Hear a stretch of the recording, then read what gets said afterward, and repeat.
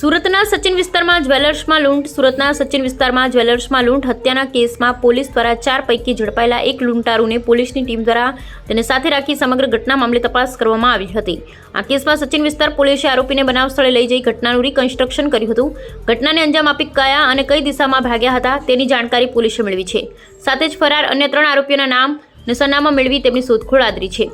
થોડા દિવસ પહેલા 3-4 જેટલા બંદૂકધારી ઈસમો શ્રીનાથજી જ્વેલર્સ નામની દુકાનમાં ઘૂસી આવ્યા અને વેપારી આશિષ રાજપરા અને દુકાનના કર્મચારી કંઈ સમજે વિચારે તે પહેલા દાગીના ભરેલી બેગ ઉઠાવી ફરાર થવાની કોશિશ કરી. જોકે વેપારી અને કર્મચારીઓ રોકવાનો પ્રયાસ કરતા આરોપીઓએ ફાયરિંગ કર્યું. દરમિયાન છાતીના ભાગે ગોળી વાગતા વેપારી આશિષ રાજપરાનું ઘટના સ્થળે જ મોત નીપજ્યું હતું, જ્યારે કર્મચારીને પગના ભાગે ગોળી વાગતા ઇજાગ્રસ્ત થયો હતો. સરા જાહેર થયેલ આ ઘટનાએ પોલીસની કામગીરી સામે અનેક સવાલો ઊભા કર્યા હતા.